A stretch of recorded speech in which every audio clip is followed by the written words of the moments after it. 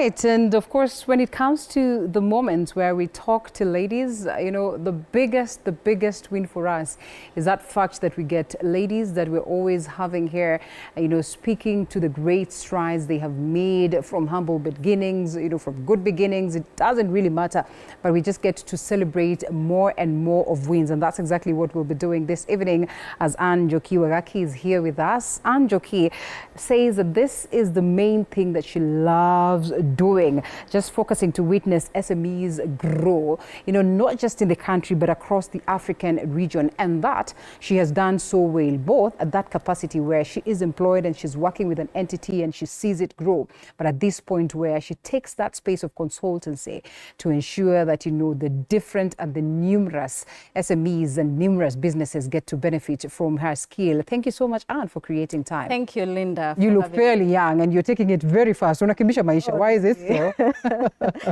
Thank you, Linda. Yeah, so it's great being here. Thank you for hosting me. Yeah. And you're right that that's what I do. It's purpose for me. All right. It's not just a job or work, it's purpose.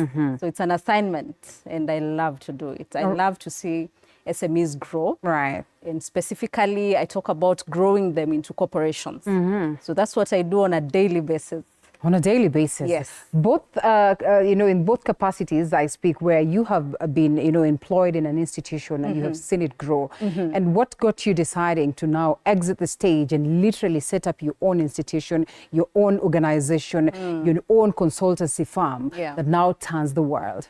Great. So, Linda, I was employed for, say, about 6 years and a half or thereabout. Initially, I was what they call a practice manager. Right. So a practice manager is a farm manager or a general manager in other organizations. But later, I was promoted into a chief operating officer, where I did that for about 4 years. Right. So as a chief operating officer, you get to do everything because you're in charge of people, that's human resource, you're in charge of finance, you're in charge of marketing, you're in charge of procurement, and the entire operations at large. So you get to do everything. So, and I also happened to work very closely with a very agile leader. Right. So having done that, it got to a point and I felt we have put up structures, we have put up processes in that organization I worked for. And I felt like there's nothing much I'm doing now. Actually, what was remaining is for me to approve checks, you know? Yeah, so I got to that point and said, I think it's time to transition. And at that time, we actually didn't have a consulting arm in that organization. Right. I said, I'm going to begin one. Yeah, so I started a new department from scratch, what we call management consulting. So I began meeting clients and specifically SMEs in different spaces. My first client was in the pharmaceutical space. And I loved it because when you're working as a consultant, you get to learn everything from beginning, the entire value chain. So I worked for that client and now we have implemented the strategic plan. That was in Uganda. Then I got to work for a client in FMCG, that's the food space. Then I worked for a few other clients in schools and different other industries, and it's been amazing. Now, having done that, I'll say purpose called for me to now transition to my own organization. I'll say purpose called and I answered. Yeah, so that's what has been happening since beginning of this year. So I'm running FALG Consulting Group, abbreviated as ECG. Right. So a management consulting firm. I now have a team of close to 10 very brilliant employees and staff members. Yes. So you are running it in the capacity of the founder and say the CEO, the executive director? Oh, correct. CEO. The CEO. Yes, yes. All right. So what really, and I am glad that you share your story, and sometimes really there's that desire for growth. One would tell you that perhaps, coming from that space where you're employed, you almost feel like you now want to go to a bigger organization, to, a bigger element of the corporate world. Yeah. What got you saying that, well, I'm going to set up mine, and, in the world of consulting, which is fairly male-dominated, or perhaps we'd say, if you're going to get into that world, if you're a man, you are bound to, you're bound to become bigger and better compared to a woman. Great. So the first thing I'll say, Linda, is that fear is the enemy. Okay? Right. So in fact, I believe in competence over gender. So when they talk about male-dominated spaces, I would say it's not about that. It's actually about competence. Right. So one time I was talking to ladies CEOs just recently in a KEPSA forum. And when they asked me about it, I said, no, it's not a matter of gender. It's a matter of competence. Right. And I will hire anyone at this level. Right. So long as they are competent. So for me, overcoming fear, and especially the fear of transition, was the first thing. And so I had the conviction. So I was sure that what I want to do is open my own organization, because I remember talking to my former boss, because he tried, of course, talking to me. Please don't go. Yeah, so, and I mentioned to him that, imagine if you didn't leave your previous organization, there are 100 of us who would not have an employment today. Right. Yeah, so someone got to do it for sure, and someone got to take that step. And that's what I did. So I took that step. And indeed, as I said, fear has always been the enemy, because the minute I did that, there have been opportunities after opportunities, and we have organizations, when they finally realize you're competent and you are indeed able to do what you say you do. Right. They give you these assignments, and there's so much to be done in these spaces. Yes. All right. So today you had a webinar that you were running. What Yes. was it about, and just how successful a process was it? Great. So today, this morning, I had a webinar on purpose and discovering one's purpose. I'm very passionate about living a purposeful life, a life of impact, both at an individual level, but also at a corporate level. So when I talk to clients and SMEs, I'll talk to them about being purpose-led organizations, but also as individuals, because I do a lot of coaching as well. Right. I'll also talk to them about living purposeful lives, because I believe for me, once you understand your purpose, there is impact, and there's also fulfillment. So, and because I'm in that space, I mentioned to you that what I do is purpose for me. There's so much fulfillment, whether there is a paycheck or not. There's so much fulfillment in what I do. So this morning I spoke to a group of several professionals from different industries, close to 30 of them, and they joined in, and we were talking about how do you discover your purpose. And to begin with, what is purpose? Because most people do not understand that. And I'm curious, is it not a process that perhaps by the time you get to realize that this is your purpose, and then something else comes up, and you probably just want to blow it even further? So everyone is actually born with a why, okay? Why you're here, why you're in this world. And one of the things we were saying is that not even AI can take over your purpose. All right. Maybe AI can take over a job, but it cannot take over a purpose, because it's born in you. It is why you are in this world. And so we were talking about how you discover this purpose and how you actually live that purpose, because it's one thing to discover and it's another to live that purpose. Yeah, so it's a long discussion, and I have it on my pages, so people could always check it out. All right. Yeah. Okay, only 29. I mean, we probably talk about those ones that, 30, under 30, and just doing wonders. Yeah. Are there instances you feel like you're taking it too fast? Are there instances you feel like there are things that are lagging you behind? Are there instances that you feel like, you really are in the right spaces? And how do you get to juggle around all these different tides to just be where you are? Okay. Yeah, you asked whether there are times when I feel like I'm taking it too fast. Very fast, Well, when I talk to clients, like I remember the very first client I met, the first thing they'll ask me is, how old are you? How do you even know what you talk about, Yeah, so they feel like you're too young to handle the assignment and understand it. Business and business matters and consultancy issues. So there are lots of those questions. In fact, they're the very first questions I encounter. And of course, now that I'm also a lady, so they feel like you're young and you're also a lady, Yeah, so the very first client I met, who has run his business for about 44 years now, in the first session, I didn't talk so much. So I allowed my team to do the introduction and all that. And one of them mentioned... I'm curious. When you talk about your team, do you have a team of persons that are even older than you, or what? Oh, yes. Oh, yeah? Since I left school, I've been leading teams that are older than me by far. All yes, right. yes, yes. Okay. So my team did the introduction then, and after that we left. So they said, this is our lead person in this assignment, and all that. So when we came in for the next session, the children now tell me, because it's a family business, the first thing their dad said was, is that the little girl who's coming to do this assignment for us? Yeah, but the minute we did the first session, he said, no one else should handle my assignment. In fact, I now sit in their advisory board. And you sit in like 2 advisory boards? Correct. How? So the minute I worked for these clients, because both of these clients have been people I've worked for.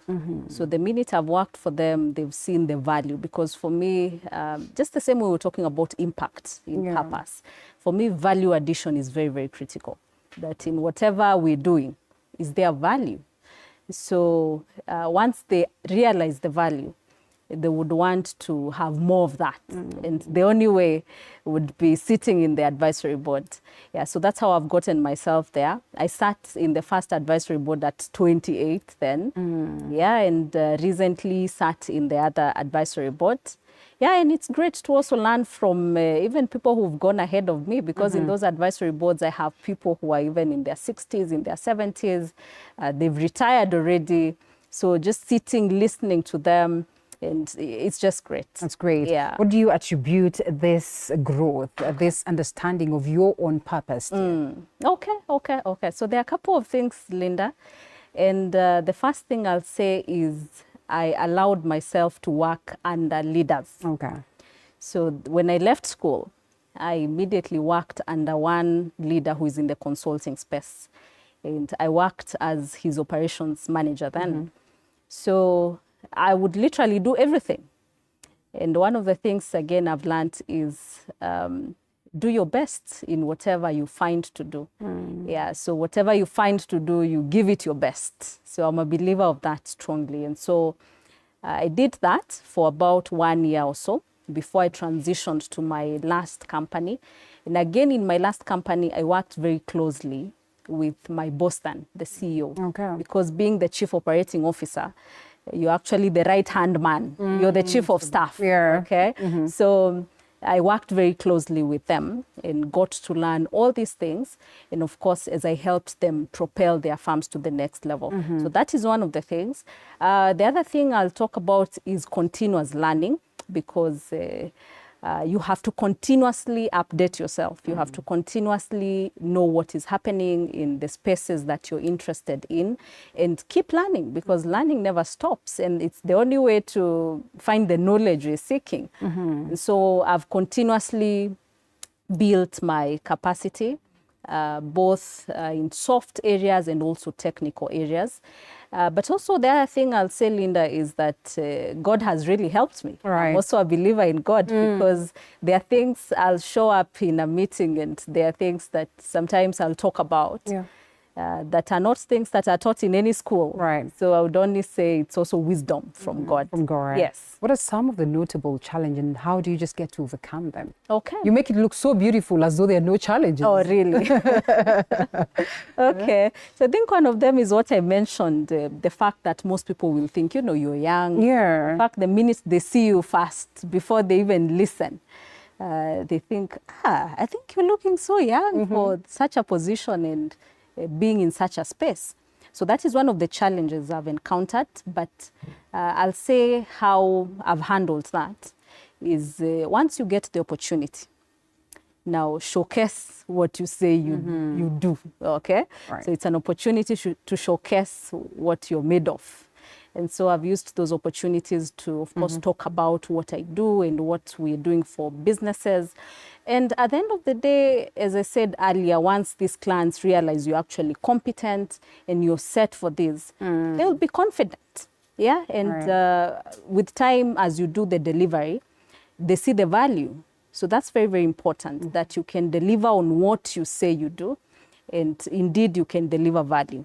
Yes. I want us to treat this as though it's an elevator pitch. And, Okay. you know, there are people who are watching it tonight, and they could be potential clients, and they're just wondering, what is this young girl talking about? Okay. What is Madam CEO telling us, you know? And they just get to understand, or they would wish to understand, how you transform businesses and create value. I mean, what would you tell them? Great.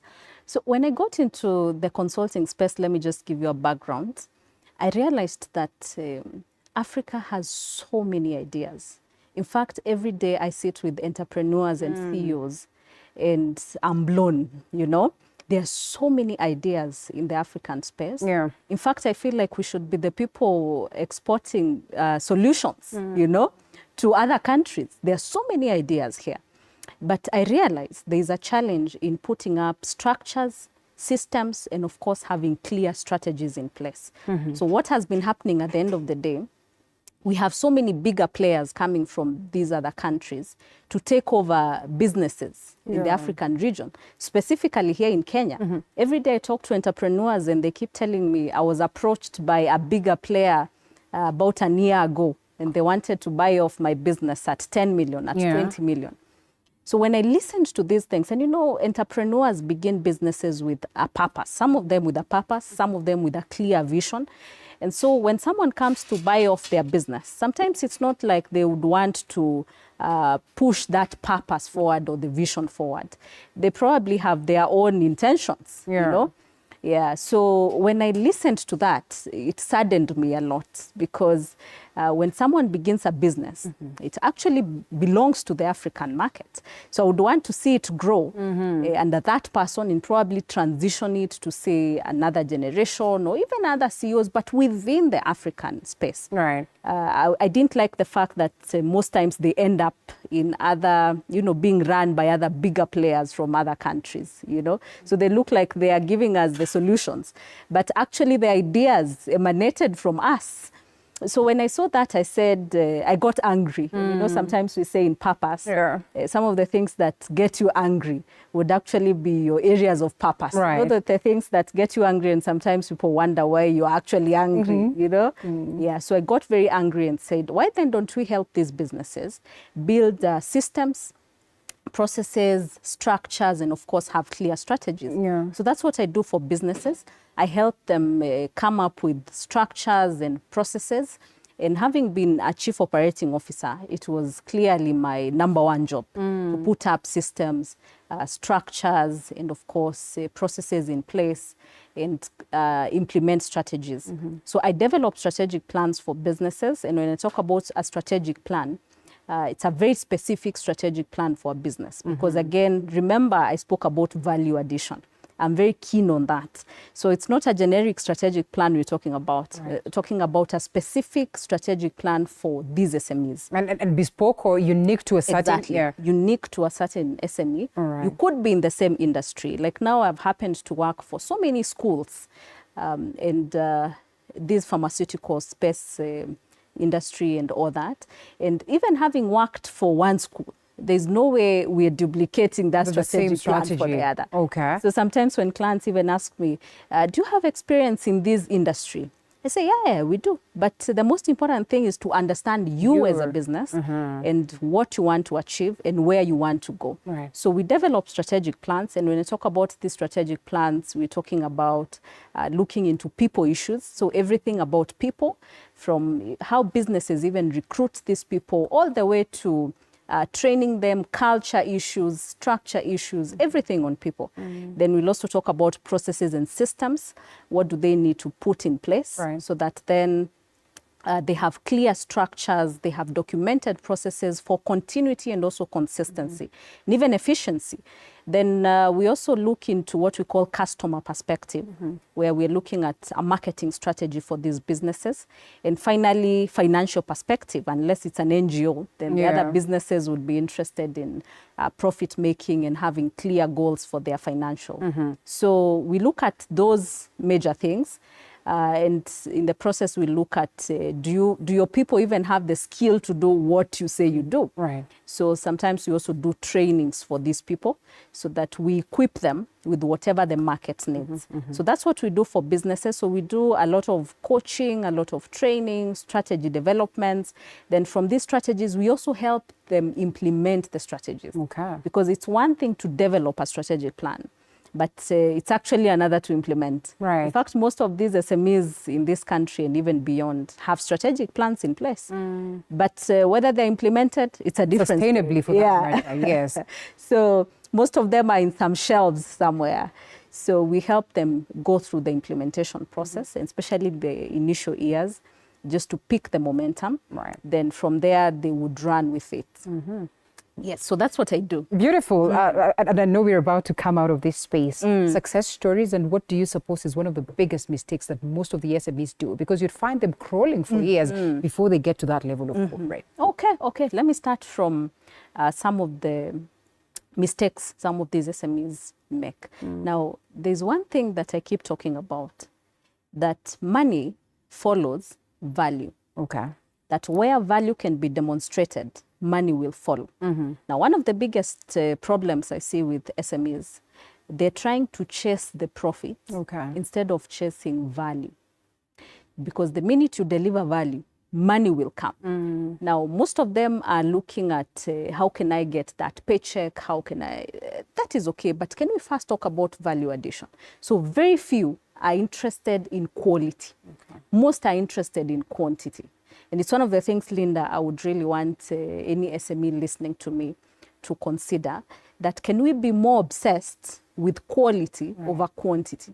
Because the minute you deliver quality, money will come. Okay. Yeah, money is not the problem. I deal with businesses in this country and beyond, and they have the money. Yeah, so the thing is, can you deliver value? Right. Now, the other thing, as we talk about value, you can only deliver value if you're actually solving an existing need. So there are certain people who are beginning from developing a product or a service, then pushing it to the market, instead of first looking at what's the need in the market, Right. and how do we come up with a solution to address the needs. Okay. So those are some of the challenges I see. Among other challenges is what we're talking about, failing to have clear structures and systems and a strategic plan in place. Okay. So most of them just run a business in what I would say, kienyeji way, okay? Right. I have an idea, I feel this would work, so they just begin. And that's why, Linda, at the end of the day, if an investor or a bigger player comes and says they would want to give you 20 million, you'll take it gladly. Because at the end of the day, after running your business for, say, 5 years, 10 years, you're already exhausted because you're running it without processes, you're running it without structures, you're running it without systems. Right. You're running it without a strategic plan in place. So, in fact, you're very exhausted within 5, 10 years. And you're not about to run break even at all. Exactly. Okay. So those are some of the mistakes I see a lot. For family businesses, because, again, over 80% of businesses in Africa. As we sum it up, yeah. So for family businesses, issues to do with people management. Okay. So I find a lot of family in the business who are not able to separate the business from the family. Okay. So again, that's a major challenge we see in family businesses, and we do a lot of coaching and training for these family businesses, just to help them come up with the right structures and, of course, allow the business to grow, even with the family in it. Yes, so I think those are some of the challenges. Some success stories, we've seen a couple of, like one of the schools I was talking about, who did their strategic plan over a year ago in Naivasha, and it's doing really well. So it's now grown to even junior secondary, and they have beautiful structures, and their strategic plan is running comfortably. And so those are some among others. Beautiful. Yes. Okay. And, I like the fact that as these entities grow, these businesses grow, you grow too. Congratulations on your recent award, on Africa Award of being a purpose-led. Thank you. I wished we could have talked about a purpose and just how you get to maintain that, because it's one thing to realize your purpose. Yeah. It's another to ensure that you actually get this leading your life. But let's just say we're going to have you some other time. Looking forward. As we have some more on getting to learn about purpose, but importantly, just managing our businesses. Thank you so much. How do they get you quickly? Thank you, Linda. My email address is wagaki, Wagaki is WAGAKI at ecg.co.ke. Our offices, we're at Mudangari Drive, Pension Plaza. And yes, I think that summarizes our website, ecg.co.ke, on LinkedIn, Ann Wagaki or EFALJ Consulting Group. Reach out. I mean, it's important that sometimes you seek professional advice. Yes. If you really want to transform that business to the next level. The CEO of EFALJ Consulting Group, Ann Njoki Wagaki, thank you so much for the great insights and equally for inspiring the girls out there, because then the light is always there for you to join in and shine. It was great having you, and I'm looking forward to have some more sessions as we look forward again to see you on Saturday. My name is Linda Alela. Do have yourself a lovely night. We also appreciate the sign language interpreter, Roda Nyamai, on the other side. Bye-bye.